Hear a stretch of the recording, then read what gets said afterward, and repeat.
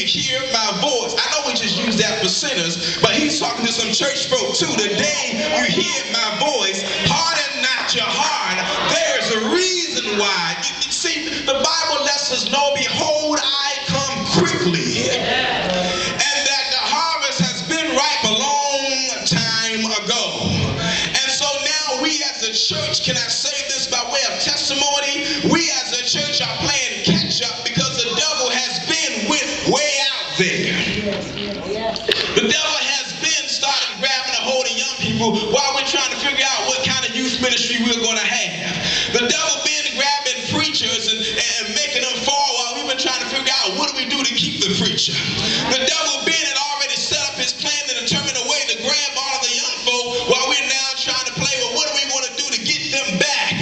The Lord is saying, I'm looking for some proactive folk that's going to work in the ministry and not wait for the devil to attack before we start thinking about how to respond, but to prepare for war in the time of peace. So that way when the enemy comes, we'll say, the Lord told me you were coming. I expected you, but I am standing here on holy ground, and no weapon formed against me shall prosper.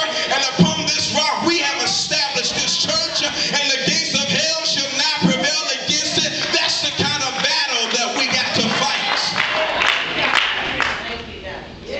That we're not being reactive to the enemy's attacks, but we're proactive in our approach. That we're thinking ahead of the game, that we're looking far off, expecting something to happen. So therefore, we as a church are playing catch up, and God is impressing upon some of us to move now sooner than we anticipated to do it.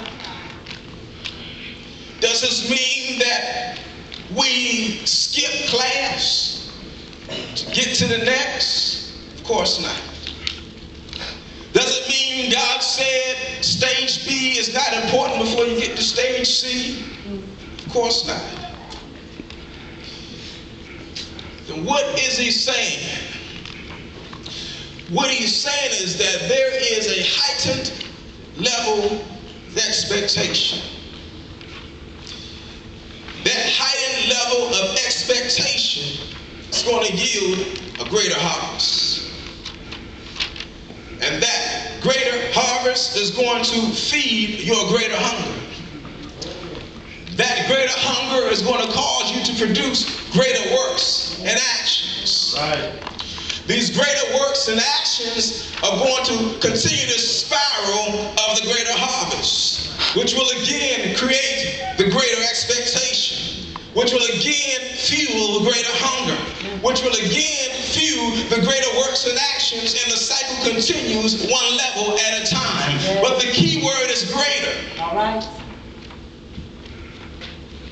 Because it's not that we aren't hungry, but I hear the Lord saying we're just not hungry enough. What do you mean? I want to do right. I want to do the will of the Lord. But there is an increased sense of urgency because the enemy has increased his attack. Yes, we can change our nightly news and say the nightly bad news because the enemy has increased his attack. We see all across this globe how things are seemingly turning for the worse because the enemy has increased his attack. But the Lord is saying, I am raising up my men and women and children of valor and of might and of power who understand the need to move into a realm of higher expectation in order to get the kind of harvest we need for this day and time. We're expecting more. We're expecting to do more. And frankly, the world is sitting and waiting on us, the church, and expecting us to do more. They're expecting us to pray more. They're expecting us to fast more. They're expecting us to teach more. They're expecting us to reach more. They're expecting us to stand more. They're expecting us to speak more. They're expecting us to do more because there is more to be done for the work of the Lord. This greater harvest that we're talking about, this higher expectation which will yield a higher harvest, if you will, is going to come to us unseasonably. Why will it come unseasonably? Because it will go faster than we had anticipated based on our time frame. Again, we thought we had to go through point A for a month, point B for a month, just to get to point C for that month. But the Lord has speeded up for some of us 2 weeks at A, 2 weeks at B, so you can land in C.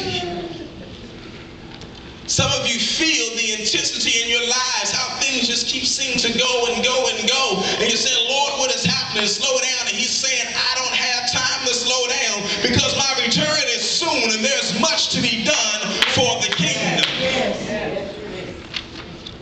I hope you don't mind me taking my time for just a few moments. I really want to make sure we understand that there is a harvest of higher expectation that God is requiring us to have. And so he goes to a fig tree that doesn't have fruit because it wasn't the season, it wasn't supposed to have fruit, but as far as God was concerned, it should have had fruit, and therefore it was cursed. Because it should have had fruit unseasonably. And God is saying we should have fruit unseasonably. Now, that's not going to make sense to some because they're going to say, how in the world when you're sowing when you're not supposed to? How in the world can you reap such a harvest when you're not supposed to? How in the world can you get blessed like you're getting blessed and you ain't supposed to be there yet? You know how folks say by the time you get, say 70, then you should be able to do this. And God's doing stuff for you at 40. And they're saying, well, what is going on? Just to share with them, it's okay, relax yourself. It's just an unseasonable harvest. Because